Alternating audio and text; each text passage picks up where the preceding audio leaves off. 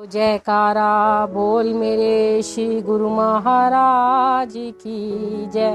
बोलो साचे दरबार की जय। बोलो श्री आनंदपुर वासी भगवान की जय। बोलो नंगली निवासी भगवान की जय। प्रवचन 4। अपने मालिक श्री इष्ट देव के ध्यान में एकाग्रता के विषय में आप यह भजन उच्चारण करते थे कि मन के लगावे सो हरिया पावे, योगी या विधि मन को लगावे। जैसे पतंग जरे दीप में प्रीत से प्राण जलावे। जगमग ज्योत सही नहीं जाए, ज्योत में आन समावे। जैसे नारी पन घट को जात है, सिर कागर भर लावे। सखी संग से बोलत चालत, सूरत गागर से लावे। जैसे नट कला के कारण गाड़ा ढोल बजावे। अपना बोझ साध सिर ऊपर, सूरत बांस से लावे। मन के लगावे सो हरि पावे, योगी या विधि ध्यान लगाए। अर्थात जो प्राणी मन को ध्यान से जोड़ देता है, वही मालिक को प्राप्त कर सकता है। प्रभु प्राप्ति करने के लिए अभिलाषी जिस साधन से मन को इष्ट देव के साथ जोड़कर जैसे पतंग दीपक पर जल जाता है और अपनी प्रीति को दृढ़ करता है, उस दीपक की जो सहन नहीं हो सकती, वह ज्योति अत्यधिक प्रकाशमयी हो जाती है, तो पतंगा भी उसी ज्योति में जलकर ज्योतिमय हो जाता है। जैसे पनिहारी कुएं पर पानी लेने के लिए सिर पर गागर उठाकर ले जाती है, पुनः लौटते हुए सिर पर भरी हुई गागर उठाती है। रास्ते में सखियों के संग बातें भी करती है, परंतु उसकी सुरती गागर पर ही होती है कि गागर कहीं डोलने ना पाए। जैसे नट अपनी कला दिखाने के लिए रस्सी पर चढ़कर अपना ढोल बजाता है, उसका ख्याल ढोल की सुर में होता है, इसी प्रकार ही साधु जन अपने ध्यान को केंद्र श्री सद्गुरु के उपदेश को बनाकर अपनी सुरती को शब्द में लीन कर अपने लक्ष्य को प्राप्त कर लेते हैं। संत सत पुरुष उपदेश देते हैं कि एकाग्रता ही प्रत्येक काम की सफलता है। जिस काम को एकाग्रचित होकर किया जाए, वह कठिन से कठिन कार्य भी सरल बन जाता है। ऐसे ही प्रभु प्रताप प्राप्ति में भी यदि मन को संसारिक भोगेश्वरों से एकाग्र करके भजन ध्यान में लगाया जाए, तो अपने लक्ष्य की प्राप्ति हो सकती है।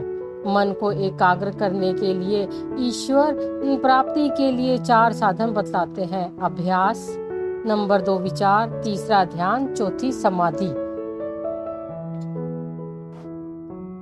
अभ्यास का अर्थ ही यही है कि किसी कार्य को नियम पूर्वक करना, अर्थात चित्त वृत्तियों को एकाग्र करने के लिए हर समय अपने मन पर ध्यान रखना, पुनः यह विचार करते रहना कि कहीं यह चित्त वृत्तियां इधर उधर के ख्यालों में ना चली जाए। सुरती को शब्द में लीन करते हुए समाधि अवस्था तक पहुंचना, यही परम लक्ष्य है। इसी प्रकार प्रभु प्राप्ति के अभिलाषी जिज्ञासु जन इन 4 साधनों को ध्यान में रखते हुए अपनी चित्त वृत्तियों को माया की ओर से समेटते हैं, भक्ति की ओर लगाते हैं तथा अपने ध्यान का केंद्र सद्गुरु के शब्द को बनाते हैं। सद्गुरु के वचन ही उनकी पूंजी बन जाती है। अपने जीवन को सद्गुरु के उपदेशानुसार बनाकर लक्ष्य की प्राप्ति का मार्ग सुगम बनाते हैं तथा लक्ष्य को प्राप्त करते हैं। प्रवचन नंबर 5। इंसान का मन मोम के समान है, फिर भी ना जाने मनुष्य क्यों मन की शिकायत करता है कि नाम सुमिरन में मन नहीं लगता। यह साधारण सा दृष्टांत कितने गूढ़ रहस्य के लिए है कि जैसे मोम को पिघलाकर उसे किसी भी आकार में ढाला जा सकता है, चाहे तो उसे दीपक में भरकर दीपक का आकार बना लो, चाहे गिलास में डालकर उसे गिलास का आकार बना लो, चाहे उसी पिघले हुए मोम को बूंद बूंद करके मिट्टी में मिला दो। यह मनुष्य पर निर्भर है, जैसा चाहे मोम की शक्ल बना दे। इसी प्रकार मन भी मोम की न्यायी है। इस पर चाहो तो माया अथवा माया के विचारों का प्रभाव डालो अथवा संत महापुरुषों की संगति, यह मन उसी सांचे में ढल जाता है। यदि इस मन पर मायावी विचारों का प्रभाव पड़ गया तो यह जीव 84 लाख की योनियों में आवागमन के चक्र में फंस जाएगा, जिससे छुटकारा मिलना अति कठिन हो जाएगा। यदि संत महापुरुषों की संगति प्राप्त हो जाए तो अपने मानव जन्म के लक्ष्य की प्राप्ति करने में सफल होगा। जैसे मोम को यदि जलाया जाए तो वह जलकर रोशनी देती है और स्वयं जलकर समाप्त हो जाती है, ऐसे ही यदि सतगुरु भक्ति के साधनों के में साध लिया जाए तो मन के विचार संकल्प विकल्प समाप्त हो जाएंगे, अंतर में उजाला हो जाता है। तो क्यों ना गुरु भक्ति के संस्कार इसी मन पर डाले जाए, जिससे कि जीव को जन्म जन्मांतरों तक 84 की यातना ना झेलनी पड़े। प्रवचन नंबर 6। समय अनुसार कई बातों में परिवर्तन होता रहता है। सर्वसाधारण का कथन है कि सत्य युग में मनुष्य की आयु लंबी होती थी, स्वास्थ्य बहुत अच्छा होता था, इसलिए जीवन का आनंद प्राप्त करने के लिए कल युग में थोड़ी आयु में स्वास्थ्य खराब हो जाता है, इसलिए थोड़ी आयु में ही जीवन का आनंद ले लेना चाहिए। इसका यह अर्थ नहीं समझना चाहिए कि थोड़ी आयु होने पर सुख ऐश्वर्य भोगों में आनंद प्राप्त कर लिया जाए। इसका वास्तविक रहस्य संत महापुरुष यह बताते हैं कि सतयुग में भी लोग अत्यधिक समय तपस्या साधना गुरु भक्ति में व्यतीत करते थे, परंतु शब्द योग के अभ्यास से धीरे धीरे आत्म साक्षात्कार हो जाता था, जिससे कि सतयुग के जीवन का आनंद प्राप्त करते थे। इसी ही प्रकार कल युग में भी सूरत शब्द योग साधना गुरु भक्ति की ओर ध्यान दिया जाए तो थोड़े समय में ही आत्म साक्षात्कार हो सकता है और जीवन का आनंद प्राप्त किया जा सकता है, क्योंकि सुख भजनाभ्यास तथा आत्मिक उन्नति पर निर्भर है, आयु पर नहीं। संत महापुरुष चेतावनी देते हैं कि इसी थोड़ी आयु में ही भजन अभ्यास कर जीवन का वास्तविक आनंद उठा ले। प्रवचन नंबर 7। आग में कौन सी वस्तु नहीं जलती, समुद्र में क्या नहीं समा सकता, वह कौन सा प्रबल कार्य है जो अबला नहीं कर सकती, संसार में वह कौन है जिसे काल नहीं खा सकता। इसका उत्तर यही है कि यश अर्थात लोकोत्तर महापुरुषों की महिमा ऐसी है कि जिसे आग जला नहीं सकती। मन समुद्र से भी विशाल है, यह एक मन ही ऐसा है जो समुद्र में नहीं समा सकता। असमर्थहीन एवं गुणहीन नारी को अबला कहा जाता है, ऐसी नारी समस्त श्रेष्ठ गुणों से उत्पन्न संतान को जन्म नहीं दे सकती। नाम अर्थात सतगुरु का प्रदान किया हुआ अंतर का शब्द ही एक ऐसा है जिसे काल नहीं खा सकता, अपितु नाम से तो काल भी भय खाता है। अर्थात श्री सद्गुरुदेव दयाल जी ने बताया कि संसार में रहकर संत महापुरुषों की चरण शरण ग्रहण कर उनसे नाम दीक्षा लो, जिससे काल भी भय खाता हो और समुद्र से भी विशाल मन को जीता जा सकता है। मन को समुद्र से भी विशाल इसलिए कहा है कि मन एक सेकंड में 7 समुद्र से पार की यात्रा कराता है। जैसे समुद्र की सतह को पाना कठिन है, वैसे ही इस मन के संकल्प विकल्पों को मिटाना समुद्र की सतह पाने से भी अधिक कठिन है। जहाँ किसी इंद्रिय की पहुंच नहीं, वहाँ मन जागृति से भी सैर करता है। बिना किसी प्रकट अवस्था के कभी रोता है, कभी हंसता है, कभी ठंडे श्वास लेने लगता है। यह अपने ख्याल पुलाव बनाता ही रहता है, कभी अपने आप को कंगाल मानता है तो कभी लखपति। संकल्प के अनुसार उन भोगों को भी भोग लेता है जो उपस्थित भी ना हो। एक सेकंड में 7 समुंदर अंड ब्रह्मांड की सैर कराता है। उस वस्तु को जिसको कभी देखा भी ना हो या सुना भी ना हो, अनुमान से ही सिद्ध करके देखता है। आपने अपने ही प्रबंध में ऐसे सुनहरे भविष्य का रूप बना देता है जिससे कि कल्पना कई जन्मों तक नहीं कर सकती। इसी तरह सोए हुए मन भी अपना काम करता है। शरीर तो सोया रहता है, परंतु मन स्वप्नावस्था में भी देशांतरों की सैर करता है। इससे प्रकट हुआ भी यह मन अधिक बलवान होता है। होता है। आप श्री संत कबीर साहिब जी भी इस का उच्चारण करते थे कि ए जीव, यह मन अत्यधिक बलवान है, इसे कितना ही रोको फिर भी यह नहीं मानता। जो कोई इसको पकड़ना चाहे दरवाजे तोड़कर अर्थात सब साधनों को निष्फल कर भाग जाता है। देवता, मनुष्य और मुनि जन सब इसे वश में करते हुए हार गए हैं, परंतु यह चोर हाथ में आता ही नहीं।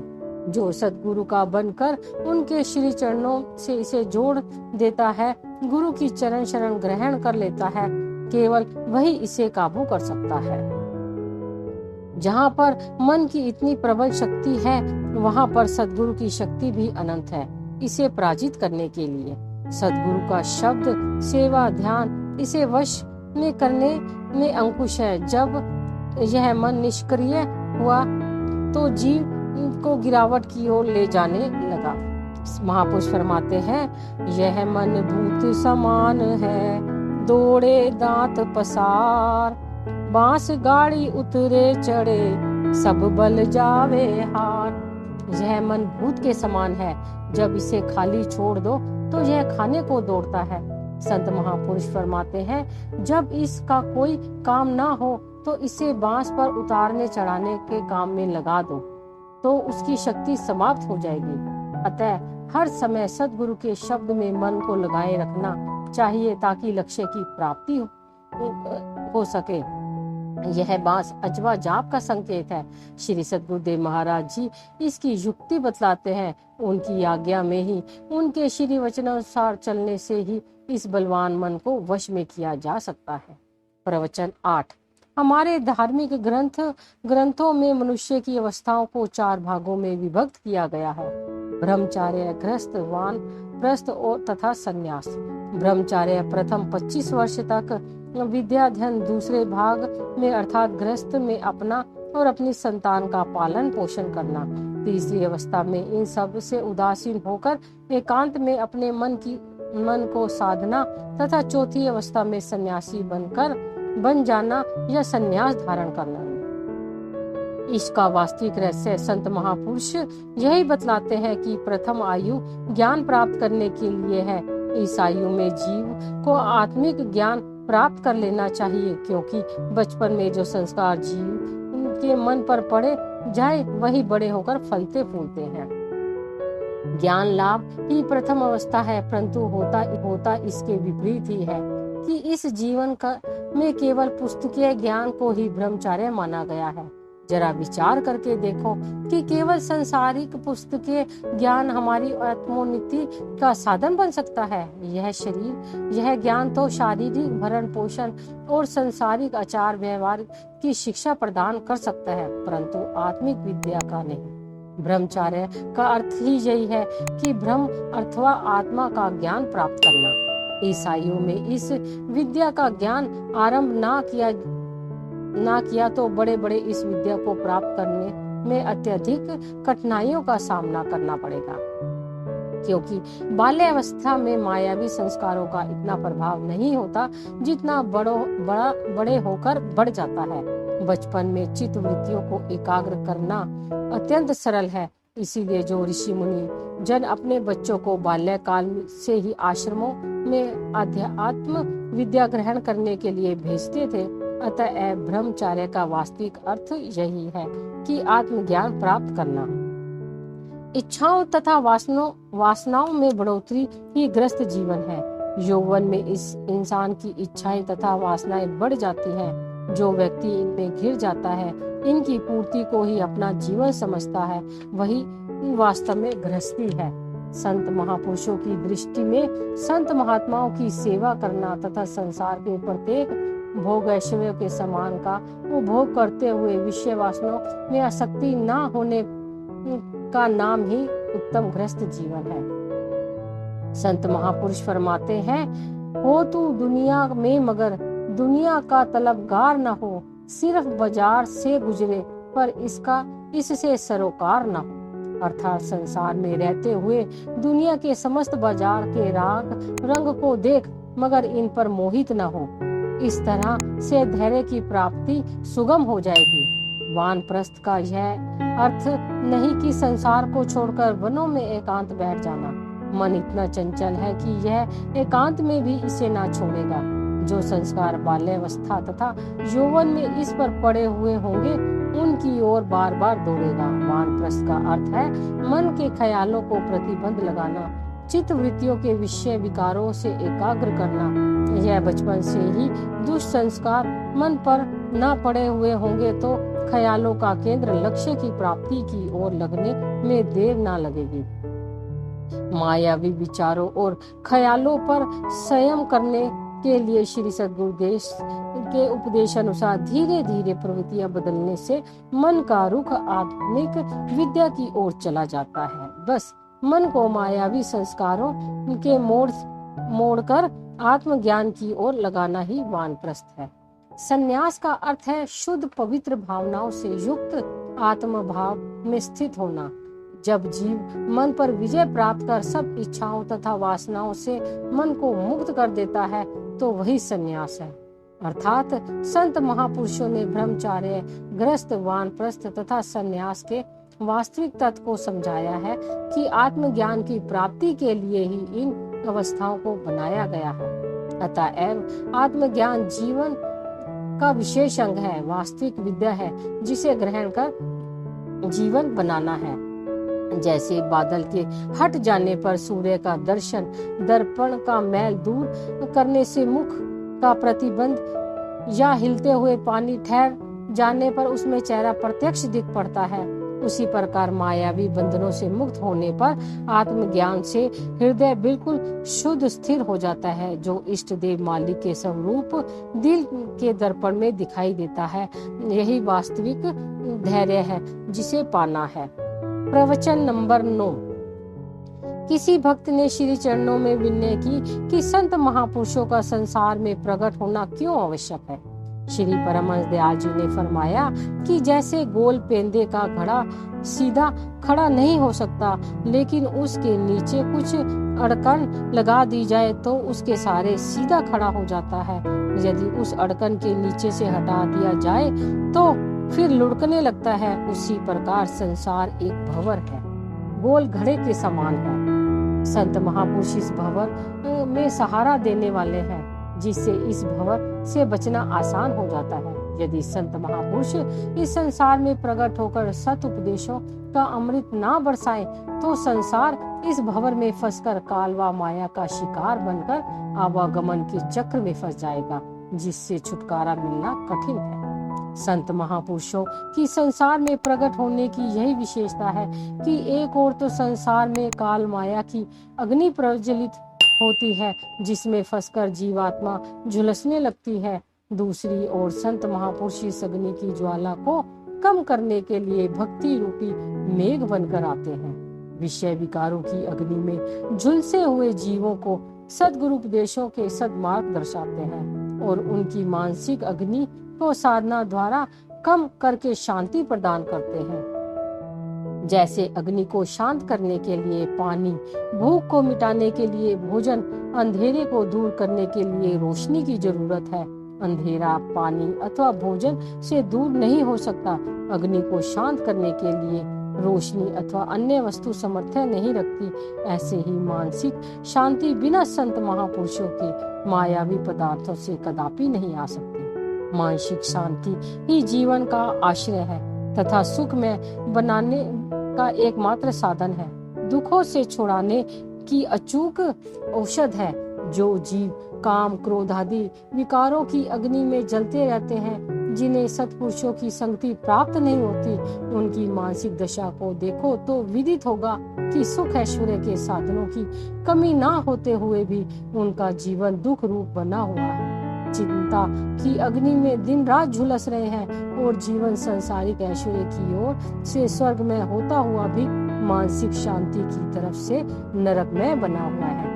ऐसे अगम अथाह विषय विकारों के विष से भरे हुए संसार सागर में सत्पुरुषों का एकमात्र आश्रय है, जो इनका तट दिखाते हैं।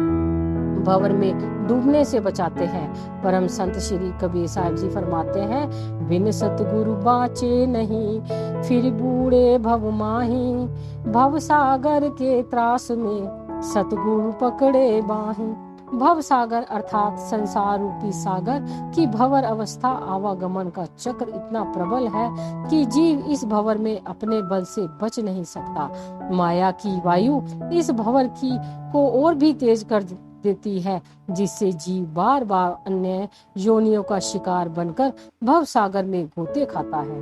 परंतु सद्गुरु ही ऐसे शक्तिशाली हैं जो इस संसार सागर में गोते खाते हुए भी जीव की बाह पकड़ लेते हैं और सागर में डूबने के भय से बचा लेते हैं। सभी ग्रंथों की वाणियों तथा सत्पुरुषों के यही सत उपदेश है कि सद्गुरु के बिना भव सागर में सहारा देने वाला अन्य कोई नहीं। श्री दरिया साहिब जी भी अपनी वाणी में लिखते हैं, डूबत रहा भव सिंध में लोभ मोह की धार, दरिया गुरु तैरू मिला कर दियो मैल पहले पार। अतएव संत महापुरुष भव सागर के मांझी बनकर अवतरित होते हैं, संसारी दुखों से छुटकारा दिलाकर मानसिक प्रसन्नता प्रदान करते हैं, आवागमन के चक्र से छुड़ाते हैं। इसीलिए संत महापुरुषों की नितांत आवश्यकता है। प्रवचन नंबर 10। काले कंबल पर यदि शाही की बोतल भी उड़ेल दी जाए तो उस कंबल के रंग रूप में कुछ अंतर मालूम नहीं होता। शाही तो बिल्कुल नजर नहीं आती, परंतु जब कंबल धुलेगा उस समय शाही निकलेगी। परंतु सफेद कपड़े पर यदि जरा सी भी शाही लगा दी जाए तो उसका धब्बा दूर से ही दिखाई देगा।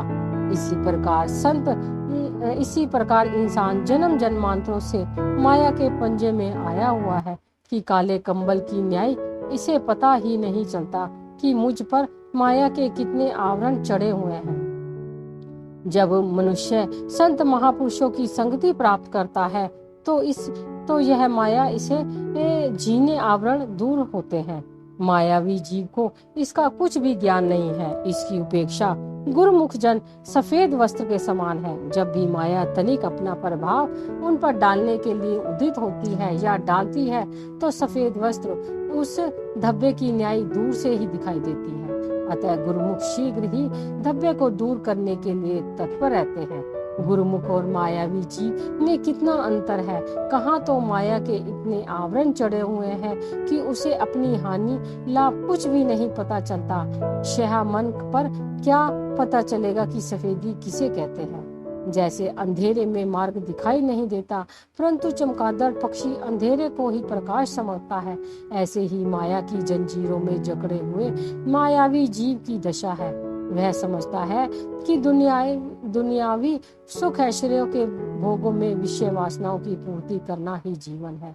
यही कारण है तृष्णा लोभ वासनाओं में जकड़ा हुआ मनुष्य इसी अंधकार में ही भटक रहा है। उसे अंधेरे में जीवन व्यतीत करना ही सुखमय प्रतीत होता है। कितनी भूल है, कितनी अज्ञानता है कि विष को कोई अमृत समझकर पी ले तो विष अपना प्रभाव अवश्य ही दिखाएगी। ऐसे ही मायावी जीव इस मायावी विषयों के विष को पीने के लिए दिन रात लगे हुए हैं, परंतु उन्हें इसके प्रभाव का ज्ञान नहीं। इसका प्रभाव कितना भयंकर है कि आवागमन में 84 का चक्र तथा साथ में अत्यंत दुखदायी नरकों की असहनीय यातना सहन करनी पड़ेगी। इतना कुछ होते हुए भी मन के अनुसार जीवन व्यतीत करने वाले इस ओर बिल्कुल ही गाफिल है। इसके विपरीत गुरुमुख जन जो कि माया और भक्ति में भेद को समझते हैं, जब भी माया उन पर अपना प्रभाव डालने लगती है तो वे शीघ्र ही इस ओर से बचने का उपाय करते हैं, अर्थात नाम और सद्गुरु का ध्यान तथा अभ्यास में अधिक चित्त लगाते हैं। इस प्रकार गुरुमुख गुरु की कृपा के पात्र बने रहकर माया के अंधकार से बचकर प्रकाश के मार्ग पर चलते हैं और जीवन के ध्येय को प्राप्त कर लेते हैं। जिसके पास विद्या हो परंतु नम्रता न हो वह मूर्ख है। विद्या वह कहलाती है जिससे मनुष्य ईश्वर प्रणय हो जाए। जिससे विद्या का अर्थ धन जोड़ने अथवा बुद्धिमता दिखाना ही बना लिया जाए उसे सोना देकर मिट्टी खरीद ले। महापुरुष कहते हैं कि विद्या सज्जन के पास गई हुई उसके अहंकार का नाश कर देती है, परंतु वही यदि दुर्जन के हाथ में चली जाए तो उसमें अभिमान को बढ़ाने वाली बन जाती है। जैसे सूर्य अपने प्रकाश से तीनों लोकों को जगमगा दे रहे हैं, परंतु उल्लू नाम का पक्षी उस प्रकाश से अंधा हो जाता है, उसे अंधेरे में रहना ही प्रिय लगता है। प्रवचन 12। 3 का अक्षर जीव और 6 का अक्षर परमात्मा। संसारी जीव 36 अंक के समान है, जिसमें जीव की पीठ परमात्मा की ओर और मुंह संसार की तरफ है। भक्तिवान जीव 63 के समान है, जिसमें जीव ईश्वर के सम्मुख है, अर्थात संसार में लिप्त जीव 36 के समान है। जब मनुष्य संत महापुरुषों की चरण शरण ग्रहण कर लेता है तो वह 63 का बन जाता है। इसका अर्थ यह है कि जीव 3 अंक इष्ट देव 6 का अंक का ध्यान लगाए हुए हैं। जैसे सूर्य की ओर मुख करने से परछाई पीछे पीछे भागती है और सूर्य की ओर पीठ करने से परछाई आगे आगे दौड़ती हुई हाथ नहीं आती, ऐसे ही माया का हाल है। अतः इष्ट देव के उपदेशानुसार शब्द में सुरती लगाना ही जीव का परम कर्तव्य है। संत तुलसीदास जी ने लिखा है, जग से 36 होए रहो, राम चरण 6 तुलसी होए विचारिये, यह मतो परवीन। संसार में 36 बनकर अर्थात पीठ देखकर रहना चाहिए और भगवान की ओर 63 की न्याय अर्थात हर समय इष्ट देव श्री सद्गुरुदेव जी का ध्यान करना और उनके शब्द में सुरती जोड़नी चाहिए। संत तुलसीदास जी का कथन है कि ऐसा ही करना बुद्धिमत्ता है। प्रवचन नंबर 13। परमात्मा एक है, उस तक पहुंचने के मार्ग अलग अलग हैं। योग, यज्ञ, तप, साधन, व्रत, नियम आदि सब उस मंजिल तक पहुंचने के मार्ग हैं, परंतु इन मार्गों में भी भेद है। जैसे एक मकान की छत तक पहुंचने का साधन सीढ़ियां हैं, दूसरा साधन लिफ्ट है। अब विचार किया जाए तो मंजिल पर तो दोनों ही मार्ग पहुंचा देंगे, लेकिन इन दोनों मार्ग में अंतर है। सीढ़ियों में कुछ शारीरिक थकान होगी और कुछ समय भी लगेगा। लिफ्ट में शीघ्र ही बिना थकावट के मनुष्य मंजिल पर पहुंच सकता है। ऐसे ही व्रत, तप, संयम साधन परमात्मा से मिलने के साधन तो हैं, परंतु इस रास्ते में मंजिल तक पहुंचने में समय अधिक लगता है। संत महापुरुष प्रेम भक्ति को सर्वोत्तम साधन मानते हैं। उनका उपदेश है कि सदगुरु का शब्द लिफ्ट है, इस पर सुरती का शब्द रूपी लिफ्ट का कनेक्शन जोड़ दिया जाए तो यह सुरती मालिक के ध्यान में स्थिर होकर मंजिल को शीघ्र प्राप्त करने में समर्थ हो जाएगी। यही प्रेम भक्ति ही मालिक की प्राप्ति का सर्वोत्तम साधन है। अतः इस सर्वोत्तम साधन से मंजिल को पाना ही मनुष्य जन्म का वास्तविक ध्येय है। प्रवचन नंबर 14। बाह्य पदार्थों से उत्पन्न सुख से स्थायी सुख की आशा रखना भ्रम है। यही कारण है कि बाहरी भोग तो रोग के समान होते हैं, क्योंकि जितनी भी भोगेश्वरों के साधन जुटाने की कामना बढ़ती जाती है, उतना ही अधिक मनुष्य चिंताग्रस्त तथा अशांत हो जाता है। चिंता तो चिता से भी अधिक हानिकारक है। चिंता से अनेकों शारीरिक व मानसिक रोग लग जाते हैं, जिसका परिणाम यह होता है कि मनुष्य शारीरिक तथा मानसिक दुखों से पीड़ित होकर सुख का सांस भी नहीं ले सकता। इसके विपरीत सुख सर्व सुखों को देने वाली गुरु भक्ति तथा निज स्वरूप का ज्ञान ही है। भक्ति से ही निज स्वरूप का ज्ञान होता है कि वह आत्मा उस परमात्मा का अंश है। यह भीतरी आनंद है जो दिखाई तो नहीं देता, परंतु अनुभव होता है। इस आनंद के आने पर मानसिक चिंताओं से मुक्ति मिलती है। इस लोक में सुख से जीवन व्यतीत करते हुए परलोक भी सुखमय बनता है। प्रवचन नंबर 15। दूध और पानी सुगंधता से आपस में मिल जाते हैं, परंतु दूध का मंथन करके मक्खन या दूध से दही जमाकर उसे मथ कर मक्खन निकाला जाए और उस मक्खन को पानी में डाल ले तो मक्खन पानी में नहीं मिलता, अपितु ऊपर से ही तैरने लगता है। इसी प्रकार भक्ति और माया दूध और पानी के समान है। कभी मन भक्ति की ओर जाता है तो कभी माया की ओर निरंतर भटकता रहता है। जब सतगुरु द्वारा बताए गए निरंतर अभ्यास से मन को संसारिक विषयों से हटाकर मालिक के शब्द में लगा दिया जाए, सुरती को उसी रूप में लीन कर दिया जाए, तो चाहे घर पर रहो अथवा जंगल में, वह मन फिर माखन की तरह माया से अलग रहता है। प्रवचन नंबर 16। परमात्मा अलख अगोचर और अनामी है, इसलिए उनका ना कोई रूप है ना नाम है। जिस वस्तु का ना कोई नाम हो ना कोई रूप, वह इंद्रियों से नहीं जाना जा सकता। जितना भी नाम तथा रूप वाली वस्तुएं हैं, वे सब माया के कार्यालय हैं। माया स्थूल रूप बनकर चमक दमक के साथ सबके सामने आती है। चित्रों की वस्तुएं बिल्कुल सत्य दिखाई देती हैं, परंतु यदि उन्हें कोई प्राप्त करना चाहे तो प्राप्त नहीं कर सकता। चित्रों पर बने हुए भोजन आदि से किसी की भूख शांत नहीं होती। यदि कोई इनसे भूख मिटाना चाहे तो उसकी नितांत भूल है। यह तो यथार्थ ही नकल है। संत महापुरुष फरमाते हैं, ऐसे ही माया की सब सूरतें झूठी होकर भी सच्ची दिखाई देती हैं, परंतु यह विषय विचार का है कि संसार की माया ना किसी की हुई है ना ही बनेगी। यह जिसके पास जाती है वह यह समझने लगते है कि अब यह मेरी बन गई है, परंतु वह तो परे की तरह हाथ से निकल जाती है। इसकी रीति ही ऐसी है कि इससे सदा के लिए किसी को प्रसन्नता नहीं मिलती। आश्चर्य की बात तो यह है कि जिसको संसार का जितना अधिक सुख तथा भोग मिलता है, वह सदा उससे अधिक की इच्छा रखता है और प्राप्ति न होने पर उसकी इच्छा की खोज में तड़पता है।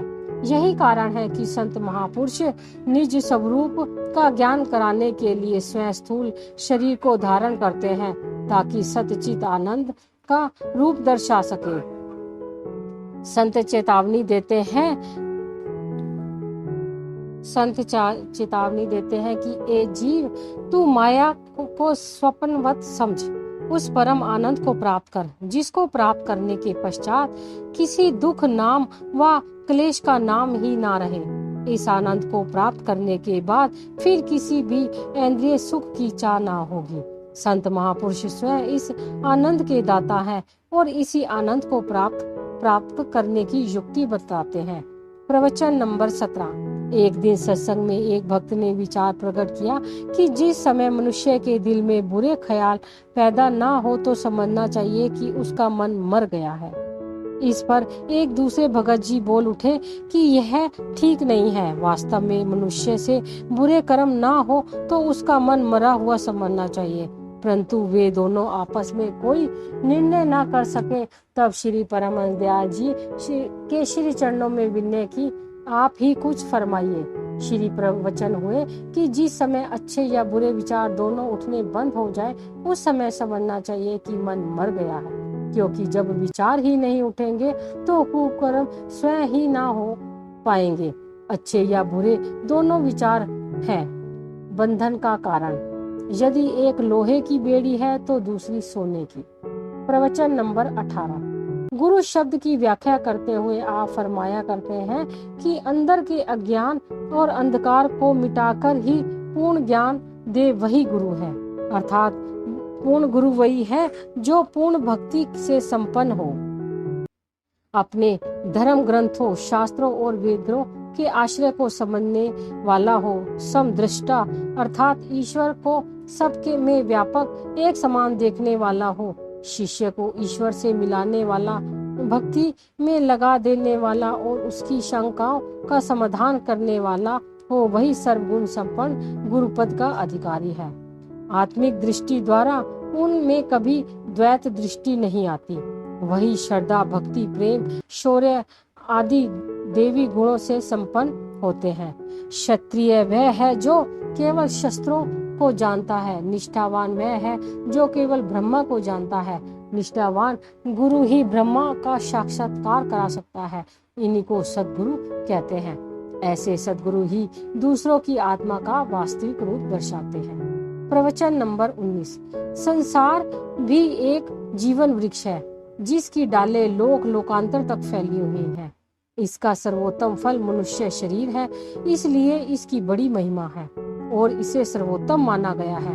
मनुष्य जन्म को पाकर जब तक मनुष्य अपने आत्म स्वरूप को नहीं पहचानता, तब तक वह अधूरा है। मनुष्य जन्म पाकर यदि काम अन्य योनियों अर्थात पुष्य जैसा करे और समझे कि मैं श्रेष्ठ हूँ, यह उसकी भूल है। वह यह काम तो उसने सामान्य बुद्धि से ही किया है, क्योंकि परमात्मा ने मनुष्य को दो प्रकार की बुद्धि प्रदान दी है, सामान्य बुद्धि, प्रधान बुद्धि। सामान्य बुद्धि वह है जिससे में विवेक अविवेक की क्षमता न हो। जिस प्रकार अन्य योनियां पेट पालने में लगी हुई हैं, उसी प्रकार केवल शारीरिक सुख भोगों को जीवन का धैर्य समझना। प्रधान बुद्धि संत सत्पुरुषों की संगति से जिसमें सत असत के विवेक की क्षमता आ गई है और उसने सत कार्य अर्थात आत्मोन्नति के मार्ग की ओर कदम बढ़ाने प्रारंभ कर दिए हैं, वह प्रधान बुद्धि कहलाती है। इसी प्रकार यदि मनुष्य के सामान्य बुद्धि में काम लिया तो मानो रूप और नाम से मनुष्य बन गया, परंतु पशु पक्षी योनियों में उसका दर्जा श्रेष्ठ नहीं। अन्य योनियों को तो ज्ञान बुद्धि प्राप्त नहीं हुई, यह तो केवल मनुष्य को ही मिली है। फिर भी यदि मनुष्य सामान्य बुद्धि से काम लेता है तो संत महापुरुषों की संगति से वंचित रहकर आत्मिक उन्नति की ओर पग ना बढ़ाए तो उसने मनुष्य जन्म रूपी फल का दुरुपयोग किया। उसकी प्रधान बुद्धि से सुप्त अवस्था में ही अमूल्य मानव हीरे को खो दिया। जब एक बार मानव जन्म हाथ से निकल गया तो 84 की यातनाओं के अतिरिक्त कुछ न मिलेगा। फिर चाहे कोई पश्चाताप करे अथवा सिर धुन धुन कर पछताए। अतः इस मानव जन्म रूपी हीरे को पाकर प्रधान बुद्धि द्वारा इस जन्म की कीमत पहचाननी है और आत्मिक उन्नति करते हुए इस मानव जन्म का लाभ उठाना है। बोलो जयकारा बोल मेरे श्री गुरु महाराज की जय।